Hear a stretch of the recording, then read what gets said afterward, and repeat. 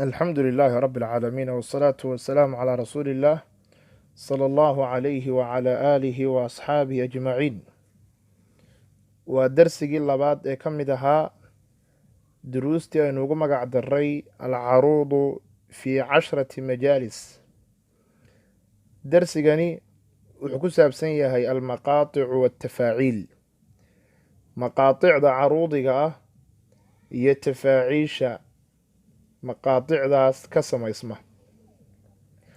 waxaynu hore u soo maray xuruufu taqdiic inay tahay 10 laguna kulmiyo lamacad suyuufuna 10ka xaraf culimadu waxay u qaybiyaan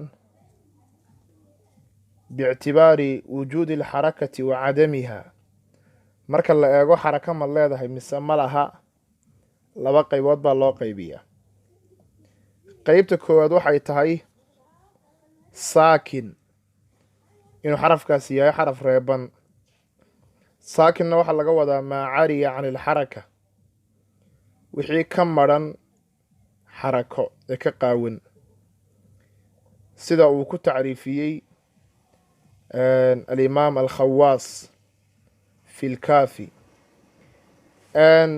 sida haddaynu tusaale bixinno facuulun oo kale xarafka wowga oo kale iyo xarafka nuunka labada xarafba way reeban yihiin facuulun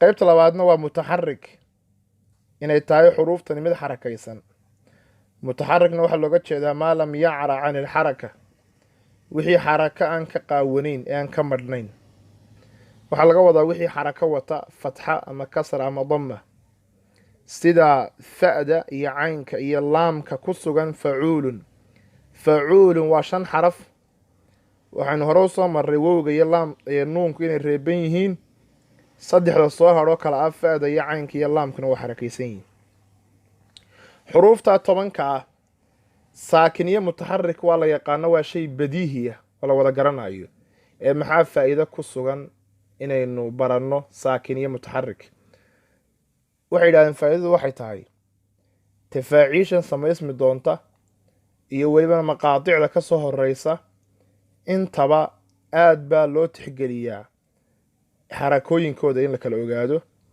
iyo sukuunta ay leedahay hadday tahay asbaabtii awtaadii fawaasishii waxaa lagu garanayaaba waa xarakaadka iyo sakanaadka in aada loo tixgeliyo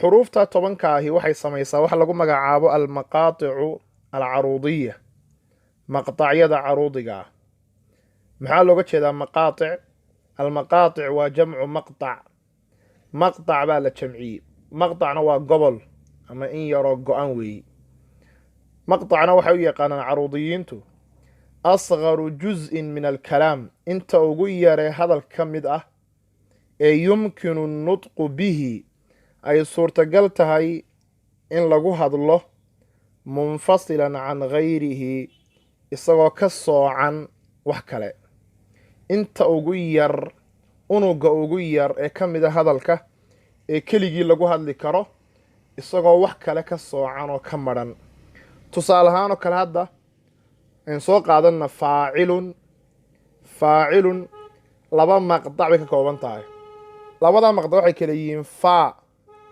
oo gaar loogu dhawaaqi karo iyo cilun oo gaar loogu dhawaaqi karo waayo qofku intuu faa yidhaahdo wuu aamusi karaa cilunna intuu ku dhawaaqa wuu aamusi karaa idan waxaa la leeyahy waa laba maqdac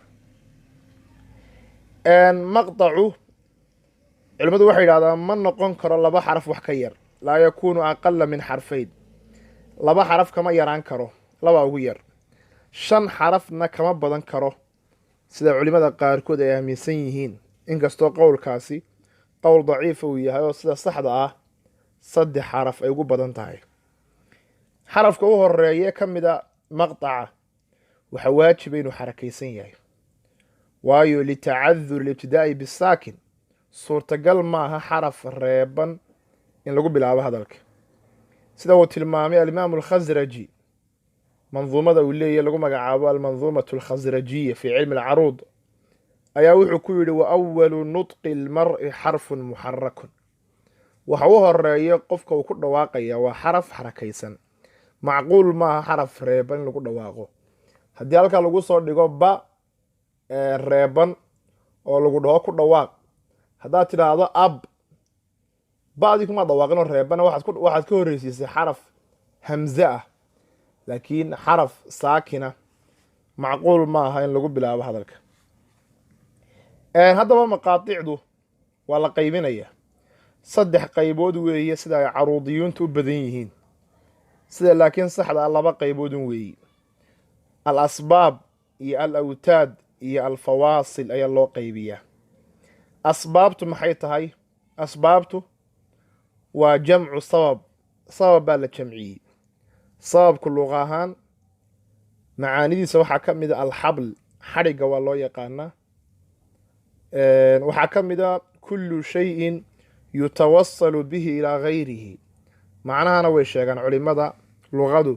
wax kasta oo isaga waxaan ahayn lagu gaadho waa lagu magacaabaa sabab. waxaa ka mid a dariiqoo kale fa atbaca sababa. xagga istilaax ahaan, istilaaxa caruudiyiinta, sabab waxaa loo yaqaanaa cibaaratun can maqطacin. waa wax laga cabiro maqطac mukawanin min xarfayn, 2 xaraf ka kooban. maqطac keligii lagu dhawaaqi karo oo 2 xaraf ka kooban ayaa lagu magacaabaa sabab. 2 xaraf dabcan xarafka hore waa mutaxarik, waa waajib inuu xarakaysan yihi. xarafka labaadna qad yakuun waqad laa yakuun, waxaa dhici karta inuu xarako leeyi inaan lahayn. sida awgeed waxaa 2 qaybood baa loo qaybinayaa sababka. sababku waa 2 qaybood, asabab alkhafiif iyo asabab athaqiil. asabab alkhafiif muxuu yahay? waa cibaaratun can xarfayni thaaniihimaa saakin. waa 2 xaraf oo ka labaad reeban yahay. hore waxaan usoo marnay sababku inuu yahay 2 xaraf qasab, xarafka koobaadna uu yahay mutaxarik oy qasab tahay. haddaba xarafka labaad hadduu reeban yahay waxaa lagu magacaabayaa sababun khafiif. maxaa loogu bixiyey khafiif? waayo sukuunku waa ka fudud yahay xarakada. tusaalu waxaa weeye sida lan oo kale, can, fi, kam. kelmadahaas waa 2 xarafay ka kooban yihiin. xarafka hore waa xarakaysan yihin, ka labaadna waa reeban yihin. waxaa la mid a haddaynu tusaale bixino ka mid a tafaaciisha, faacilun inta u horeyso ah fa'di iyo alifta. faa ayaa waxay tahay sabab khafiifa, waayo waa 2 xaraf oo ka labaad reeban yahay. nooca labaad waa asabab athaqiil. waxa weeye cibaaratun can xarfayni mutaxarikayn. 2 xaraf oo xarakaysan ayaa loo yaqaanaa asabab athaqiil. maxaa loogu bixiyey thaqiil? waayo liana alxarakata thaqiila, xarakadu way culus tahay. si awgeed haddii 2 xaraka ay kulmaan way ka culus yihiin haddii 1 xaraka ay tahay. tusaale waxa weeye sida bika oo kale, 2 way xarakaysan yihiin. laka la mida, laka. tusaale ka mida tafaaciishana waa sida mutafaacilun oo kale, muta 2 xaraf oo horeeya, miimka iyo ta'da. muta ka mida, mutafaacilun. iyo mufaacalatun, xagga dhexe waxaa ku jirta cayn iyo laam isku xigo, 2 xarakaysan. marka waa cala oo ka mida mufaacalatun. waxay markaa baraarujinaynaa sababka thaqiilka ahi sooma arooro ilaa haddii uu soo arooro waxaa la socdo sabab khafiifa. waxaa laga wadaa sababka thaqiilka ahi kama maarmi karo sababka khafiifka ah, waxna uma dhexeeyaan. mar kastood aragto sabab thaqiila waxaa shaki la-aana inuu ku xigo sabab khafiifa biduuni faasil.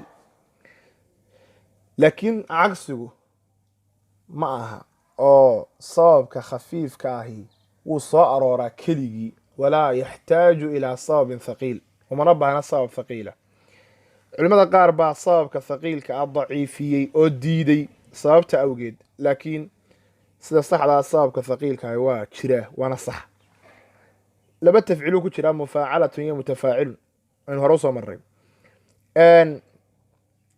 maadaama oo sababka thaqiilka ahi uu u baahan yahay sabab khafiifa, culimadu waxay daciifiyeen tafcilada ah faacilaatuka. faacilaatuka, faadu waa sabab khafiifa, cilaa weli maydaan gaadhin oo waa watad majmuuca. tukana waa sabab thaqiila, maadaama sababka thaqiilkaas sabab khafiifa aanu ku xigin waa tafciilatun daciifa. nooca labaad ee ka mida maqaaطicdu waa alawtaad. awtaad maxaa looga jeedaa? alawtaad waa jamcu watad ama jamcu watid. taada waa la kordhigi karaa, waan la hoos dhigi karaa. watadna waxaa loo yaqaanaa waxa weeye cibaaratun, asal ahaan watadku waxa weeye khashabun yurazu fi lardi fatushaddu bihi alkhayma. waa qori dhulka lagu taago oo taandhada lagu adkeeyo. inagu soomaali ahaan waxaynu naqaanaa qodin, markaa watadku waa qodin. qodinka lagu qabto taandhada ama dee haragga markaa la rabo in la qallajiyo, qodin baa lagu taagaa. laakiin culimada caruudiyiintu istilaax ahaan waxay u yaqaanaan awtaadda ama watadka cibaaratun can maqطacin mukawani min 3 axruf. waa maqطac caruudiya oo ka kooban 3 xaraf. 3da xaraf shakila-aan xarafka koowaad waa mutaxarik, qasab weeyi, waayo lianna nutqa wa awalu nutqi lmar'i xarfun muxaraku. xarafka labaad iyo xarafka saddexaad labada xaraf sukuunna way aqbali karaan, xarakana way aqbalayaan. inay wada xarakaysnaadaan lama rabo labada xarafe dambe, mana wada reebnaan karaanoo iltiqaau saakiniin lama ogola. markaa laazim labada xarafee dambe midkood inuu xarakaysan yahay, midna uu reeban yahay. sidaa ogeed watidku waa laba qaybood, alwatid almajmuuc iyo alwatid almafruuq. alwatid almajmuuc waxa weeye cibaaratun can 3 axrufin haaliثuhaa saakin. 3 xaraf oo xarafka saddexaad uu reeban yahay. labada horaa xarakaysan, ka saddexaad baa reeban. sida hadalkaa tidhahdoo kale nacam, nuunka iyo caynkaa xarakaysan, miimkaa reeban. calaa, alifka u dambeeyaa reeban. mashaa waa la mid, bakaa waa la mid, hadaa waa la mid. haddaynu eegno xagga tafaaciishana, faacilun oo kale, faadu waxay ahayd sabab khafiifa, iska dhaaf. cilun ayaa noqonaysa watid majmuuca, labada xarafi horaa xarakaysanka labaad baa reeban. waxaa la mida cilaa, cilaa oo ka mid a faacilaatun. faa waa sabab khafiifa, tunta u dambaysana waa sabab khafiifa, dhexda waxaa ku jira cilaa. cilaa waa laba xaraf oo xarakaysan iyo mid reeban, markaa watid majmuuca weeye. maxaa loogu bixiyey watid majmuuca? waxaa la leeyahay lianna almutaxarikayn ijtamaca. maxaa yeelay labada xarakaysan baa isku xiga, oo labada horaa xarakaysan ka saddexaad baa reeban, idan way isku xigaan. nooca labaad ee ka mid ah awtaadu waa alwatid almafruuq. waxaana looga jeedaa cibaaratun can 3 axrufin thaaniha saakin. 3 xaraf oo ka dhexda ku jiraa uu reeban yahay. taa macnadu waxa weeye labada hareeraha ayaa xarakaysan, ka koobaad iyo ka saddexaad, ka dhexduna waa reeban yahay. tusaale waxa weeye sida nicma oo kale, nicma, bi'sa, laysa. waxaa la mid ah dhammaan ficilada hulaathigii ajwafka ah dhexda ka xanuunsanaya, sida qaala, kaana, baata, jaaca iyo waxa la midka ah. waxaa la mid ah canka. haddaynu eegno xagga tafaaciishana,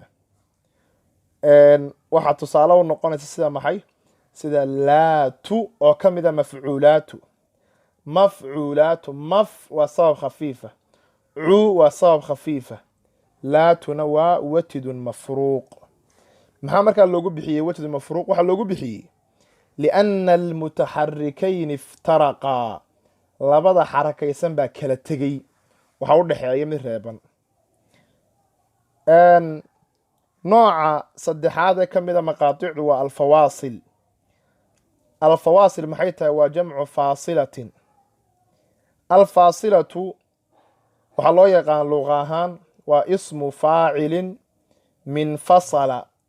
ismu faaciloo laga keenay fasala, oo macnaheedu yahay faraqa wa abcada, u kala kaxeeyey. faasila markaa waa tii wax kala kaxaynaysay. faasila istilaax ahaan waxaa loo yaqaanaa cibaaratun can maqطacin mukawanin min 4 axrufin aw 5. waa weedh laga cabirayo maqطac ka kooban 4 xaraf ama 5 xaraf. marka 4 ama 5 kuwii hore tiro gaari lahayn lakin tani tiro gaara ma laha iyadu waa 4 iyo 5 labaa loo qaybiyaa waa faasilatun suqraa iyo faasilatun kubraa mid weyn iyo mid yar faasilatun suqraa waxa weeye cibaaratun can 4 axrufin raabicuhaa saakin 4 xaraf oo ka afraad reeban yahay taa macnaheedu waxa weeye xarafka koowaad ka labaad ka saddexaad inta way xarakaysan yihiin ka afraad baa reeban tusaale ahaan oo kale rajulun rajulun ra'da iyo jiimka iyo laamka xarakaysan nuunkana waa reeban yahay asadun hamzada iyo siinka iyo daalku way xarakaysan yihiin nuunkuna waa reeban yahay qalamun qaafka laamka miimku waa xarakaysan yihiin nuunkaa reeban xagga tafaaciishana waa facilun oo kale facilun waxa weeye markaa waa faacilun oo la jaray aliftii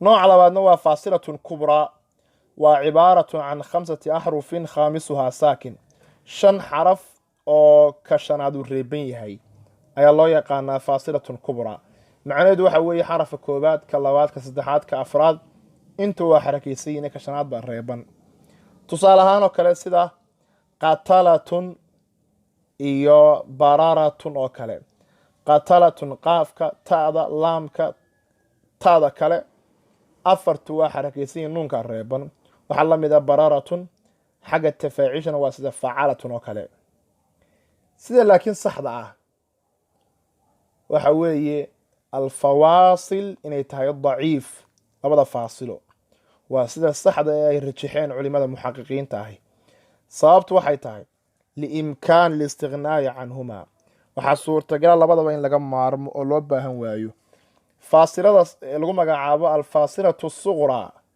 waxaa loo daciifiyey sababtu waxay tahay fa inahaa mukawanatun min sababin thaqiilin wa sababin khafiif waxay ka kooban tahay sabab culus iyo mid fudud oo waa sidee baad dib ugu noqo tusaalaheedu wuxuu ahaa rajulun rajulun miyaan la odhan karin raju labadaa u horeeya waa sabab thaqiila ilan waa mutaxarikeyni lunna waa sabab khafiif waa la odhan karaa idan yustagnaa canha waxaa la mid ah asadun iyo qalamun iyo facilun khalaas waa laga farxalinaya waa sabab thaqiila iyo sabab khafiif isku xiga alfaasilatu lkubraana waxaa la leeyahay waxa weeye markaa waa mukawanatun min sababin thaqiilin wa watidin majmuuc waxay ka kooban tahay sabab thaqiila iyo watid majmuuca tusaale ahaan imaka u noqo qatalatun qata labada u horeeyaa waa sababun thaqiil latunna waa watidun majmuuc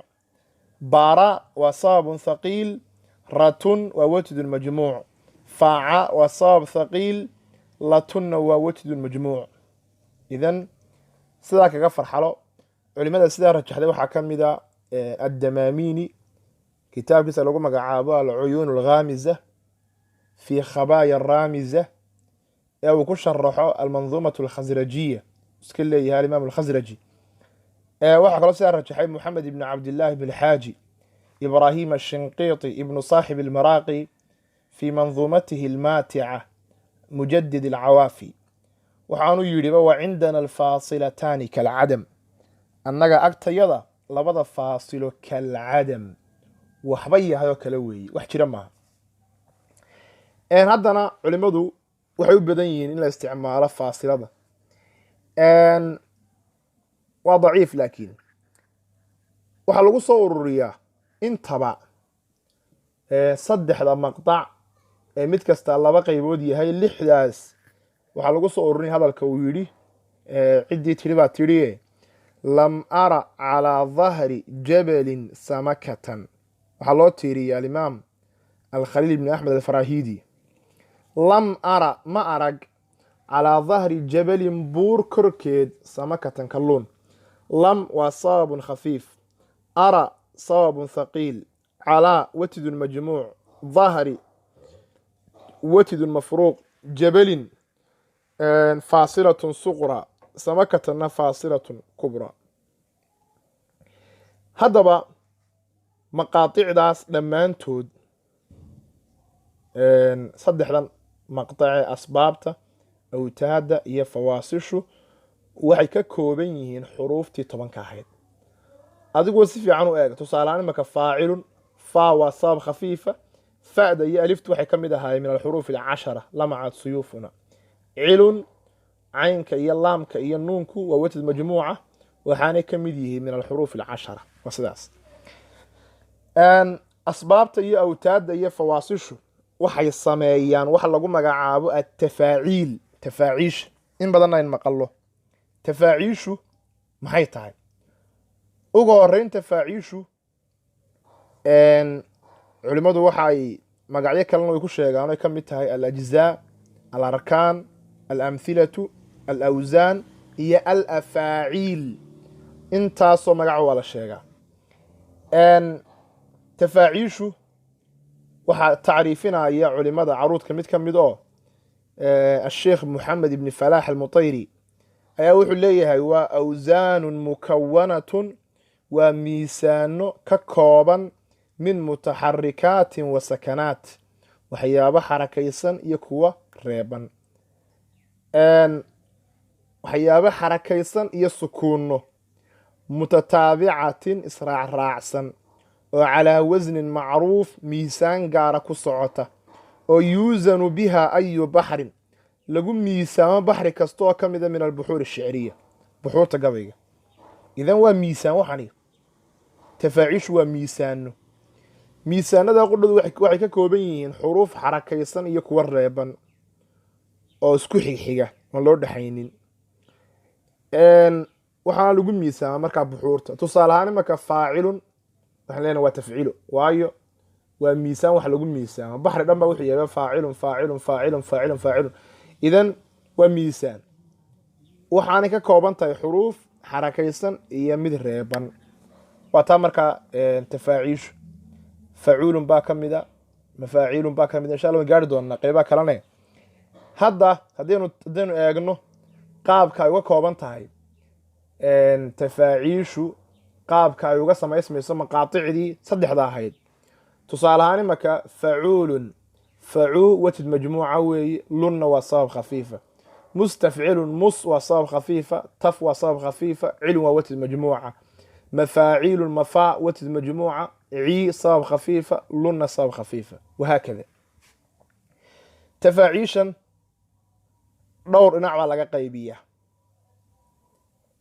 saddex jeer baa la qaybinaya qeybta koobaad waxaa laga qaybinayaa biictibaari cadadiha min xaysu hiya in marka la eego tiradeeda iyada marka la eego xaqiiqdeeda marka tafaaciishan la tiriyo talo waa imisa culimadu waxay idhahdeen marka la eego tiradeeda min xaysu hiya waa 8 lafdan 10 xukman dhawaaq ahaanna 8 bay u tahay xukun ahaanna 10 oo waa sidee ma shay baa noqonaya marna 10 marna 8 haa waa biictibaarayn oo waa sidee waxaa ku sugan 4 tafciilo oo 2 ku soo ururaya 4 tafciilo oo 2 ku soo ururaya tafciilada koowaad waa mustafcilun ayaa mar la kala saaraya marna la isku celinaya haddii kala saaro mustafcilun oo waxaynu haynaa almajmuucatu alwatid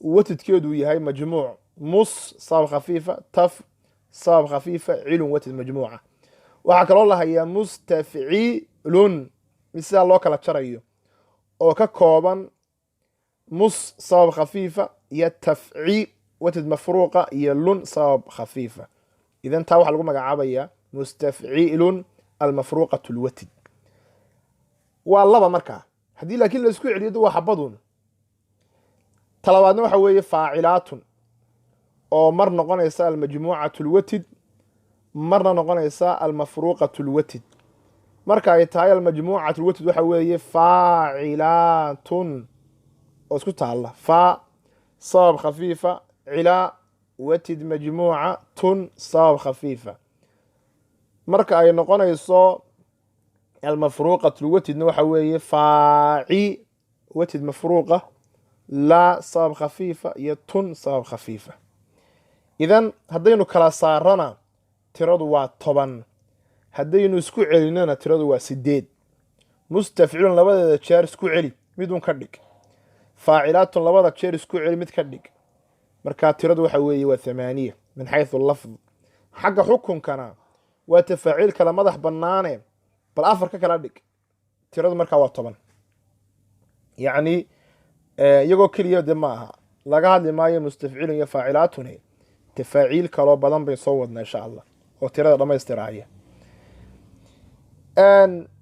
qaybinta labaad waa biictibaari cadadi alxuruuf, marka la eego xuruufta ay ka kooban tahay tiradeeda. laba qaybood baa loo qaybinaya: tafaaciilu khumaasiya, tafaaciil 5 xaraf leeya, iyo tafaaciilu subaaciya, tafaaciil 7 xaraf leeya. tafaaciilu khumaasiya waa 2 tafciilo oo keliya oo mid kasta ay tahay 5 xaraf. waa facuulun iyo faacilun, facuulun iyo faacilun, mid kastaa waa 5 xaraf. intaa waxaa u dheer mid kastaa waxay ka kooban tahay 2 maqtac oo keliya: facuu watid majmuuca iyo lun sabab khafiifa, faacilun faa sabab khafiifa iyo cilun watid majmuuca. nooca labaadna waa tafaaciilu subaaciya, waa 8 soo hadhay. haddii la taxana waa mustafcilun oo la kala furayo marna la isku celinayo: mustafcilun mustafcilun, faacilaatun faacilaatun, mutafaacilun mufaacalatun mufaacalatun, qaabkii u qorantay ta'da ka maqan, mafaaciilun mafaaciilun iyo mafcuulaatu. halkaa waxaan baraarujinayaa dhammaantood waxa ugu dambaysa sukuun, hal mid mooyaane oo mafcuulaatu ah. mafcuulaatu waxaa ugu dambaysa xarako oo ta'du damay wadataa. mamnuuc weeye in lasii raaciyo nuun oo la tanwiiniyo oo aad dhahdo mafcuulaatun, waayo xaaladdaa waxay noqonaysaa 8 laa subaaciya. qaybinta saddexaad waa ta ugu warka badane, waa biictibaari alasaalati wa cadamiha, marka la eego asalnimada iyo asalnimo la-aanta. maxaa asala maxaa se aan asal ahayn marka la eego. labaa loo qaybiya: tafaaciil usuul ah iyo tafaaciil furuuc ah. usuushu waa 4 tafciilo oo keliya, furuucduna waa 6 soo hadhay. 4ta usuusha ay waa facuulun mafaaciilun mufaacalatun faacilaatun. faacilaatinta oo dulwatid ilmafruuq, watidkeedu yahay mafruuq, waxay gashaa fii baxri mudaaric, baxriga mudaarica lagu magacaabo. markaa faacilaatun. inta furuucdana waxay yihiin 6: waa faacilun mustafcilun mustafciilun iyo faacilaatun iyo mutafaacilun iyo mafcuulaatu. intaa markaan ogaano su-aal baa la isweydiiyey: limaada jucilat hadihi 4 usuulan baa la yidhi. 4tan maxaa looga dhigay usuul? waa su-aal muhima. waa laga jawaabay, waxaa la yidhi liamrayn, 2 arrimood midkood. 2 arrimood baa looga dhigay idhaahdee. arrinka koowaad waxa weeye liannahaa mabduu'atun biawtaad, waxaa lagu bilaabay awtaad 4ta hore. waayo facuu waxaa ugu horeeya facuulun watid majmuuca, mafaaciilun waxa ugu horeeya watid majmuuca, mufaacalatun waxa ugu horeeya watid majmuuca. ta u dambayso faacilaatun ah ayaa waxa ugu horeeya watid mafruuqa. waxaana leeyahay walmabduu'u bilwatidi muqadamun cala almabduu'i bisabab, wixii lagu bilaabo watid baa laga horeysiinaya wixii lagu bilaabo sabab. waayo liquwati alawtaadi wa dacfi alasbaab, sababtu waxay tahay awtaadu way xoog badan tahay, asbaabtuna waa daciifa likathrati tagyiraatiha, maxaa yeelay waxaa fara badan doorsoonka ku yimaada asbaabta. waliannaha idaa طara'a calayha tagyiirun ictamadat cala alawtaad, maxaa yeelay sidoo kale asbaabta haddii uu ku yimaado tagyiir, insha allah wayn gaari doonaaye, tagyiir hadduu ku yimaado waxay cuskataa awtaadda. marka wax kastoo lagu bilaabo awtaad waa asal, wixii lagu bilaabo asbaabna waa farac. haddaynu eegno 6da lagu bilaabayo asbaabta, 6daas 5 ka mida waxaa lagu bilaabay sabab khafiifa, waa faacilun mustafcilun mustafciilun faacilaatun iyo mafcuulaatun. midh ka midana waxaa lagu bilaabay hal mid ayaa waxaa lagu bilaabay sababun thaqiil, sabab culus waa mutafaacilun. mas'alo kale ayaa imanaysa, aan idhaahda sababta labaad ee keenaysa inay noqoto afartaasi usuul maxay tahay? sababta labaad waxay tahay liana asitata albaaqiyata mufaracatun canha waraajicatun ilayha. lixdan dambe ee furuucda ah ayaa waxay ka farcantay afarta hore waanay u laabanaysaa. su-aal baadana waxa la yidhi, su-aal kalaa timi waxa la yidhi sidee loo odhan karaa kuwa dambe waa furuuc, qaabkii u dhacaysa? waxaa la yidhi markaa jawaabtu waxay tahay tafaaciisha soo qaado usuusha ah mid kastaa maqaatic bay leedahay. maqaaticda dambe horreysiyo xagga hore mari, waxaa soo baxaysa markaa tafciilo cusub. haddaba aynu eegno intaynaan gudagelintaas tafriica, hal mas'alaan sheegayaayo tafciilo kasta oo 5 xaraf ahi oo khumaasiye ahi waxay ka kooban tahay 2 maqtac oo keliya. tafciilo kasta oo subaaciye ahina waxay ka kooban tahay 3 maqtac. taa ogow, maqdacna waxaa loola jeedaa asbaabtii iyo awtaadii. facuulun baa ugu horeysa oo asal ahayd. facuulun waxay ka kooban tahay facuu oo ah watid majmuuca iyo lun oo ah sabab khafiifa. marka waxaan samaynaynaa sababka dambaa la qaadayaa oo lun ah, xagga horaa la marinaya, waxay soo baxaysaa lun facuu. markay lun facuu noqoto waxay noqotay lun oo ah sabab khafiifa iyo facuu watid majmuuca. halkaa waxaa ka soo baxaya tafciilo ah faacilun oo la maqtac ah. lun facuu sabab khafiifa watid majmuuca, faaciluna waa la mid. idan waxaa la leeyahay faacilun asalkeedu wuxuu ahaa facuulun. talabaadna waxay ahayd mafaaciilun. mafaaciilun maadaamay 3 maqtac tahay, 2 maqtacee dambe oo wada socda ayaa la horumarinaya. mar kalena waxaan samaynaynaa ku soo noqo maqtaca u dambeeyo horumariyo, 2daa jeer baa markaa la kala horumarinaya. bal mafaaciilun, mafaada iska dhaaf oo watid majmuuca, waxaa ku sii xiga cii sabab khafiifa iyo lun sabab khafiifa. marka 2da dambe wada socdo qaad, ciilun xagga hore mari, waxay noqotay ciilun mafaa oo ah cii sabab khafiifa, lun sabab khafiifa iyo mafaa watid majmuuca. mufaa idhaahdee mafaa ah. waxay markaa noqotay 2 sababoo isku xigo khafiifa iyo watid majmuuca. waxaa ka soo baxaya mustafcilun oo la mid ah. mus sabab khafiifa, tafciilun, tafna waa sabab khafiifa, cilunna watid majmuuca. marka labaadna waxaan samaynaynaa maqtaca u dambeeyo qura la horumarinaya. lunta, lun soo qaad, xagga hore mari, waxay noqotay lun mafaaci. lun mafaaci waa sabab khafiifa watid majmuuca sabab khafiifa. maxaa u dhigma faacilaatun, fa sabab khafiifa, cilaa watid majmuuca, tun sabab khafiifa. u kaalay tafciilada saddexaad waa mufaacalatun. sidii si leeg 2 jeer bayn kala horumarinaynaa.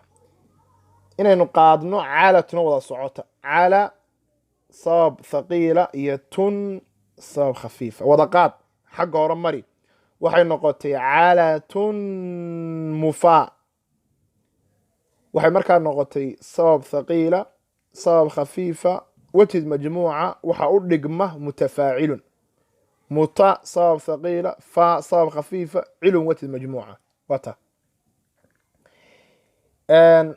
marka labaadna tuntaynu qaadaynaa, tun oo keliya xagga hore marin. waxaan leenahay markaa tun mufaacala, tun sabab khafiifa, mufaa watid majmuuca, cala sabab thaqiila. waxaa ka soo baxaysa tafcilatun muhmalatun hayru mustacmala, tafciilo aan la isticmaalin. oo maxay tahay? faacilaatuka. faacilaatuka ayay ka soo baxaysa. fa waa sabab khafiifa, cilaa watid majmuuca, tukana sabab thaqiila. maxaa loo isticmaali waayey? in yar ka hor bay soo horumartay, liinfiraadi sabab thaqiili can alkhafiif. waxaa la hayaa sabab thaqiiloo keligiiya. tafciilada u dambaysa aynu eegaynaa waxay tahay faacilaatun oo kala go-an oo ka kooban watidun mafruuq laa sababun khafiif tunna sababun khafiif. laatun oo wada socota la horumarinaya waxay noqonaysaa laatun faaci, laatun laba sabab khafiif iyo faaci watid mafruuqa. waxaa ka soo baxaya mafcuulaatu oo la mid ah mafcuu laba sabab khafiif iyo laatu watidun mafruuq. haddaynu horumarino tunta u dambayso oo keliya oo ay noqoto tun faacila, waxay noqonaysaa sabab khafiifa watid mafruuqa iyo sabab khafiif oo kale. halkaana waxaa ka soo baxaya mustafciilun oo kala go-an daatu lwatid almafruuq oo u saaxiibo watid mafruuqa. mus sabab khafiifa, tafci watidun mafruuq iyo lun sababun khafiif ayaa ka soo baxaya. idan haddii sidaa tahay waxa weeye tafciilo kaste oo khumaasiye ah waxaa ka soo baxaya hal tafciilo qura, waa facuulnoo dee faacilun ka soo baxday. tafciilo kasta oo subaaciye ana waxaa ka soo baxaya laba tafciilo, allaahuma hal tafciilo mooyaane mufaacalatun ahoo waxaa ka soo baxay tafciilo la isticmaalayo iyo mid aan la isticmaalahaynoo muhmal ah.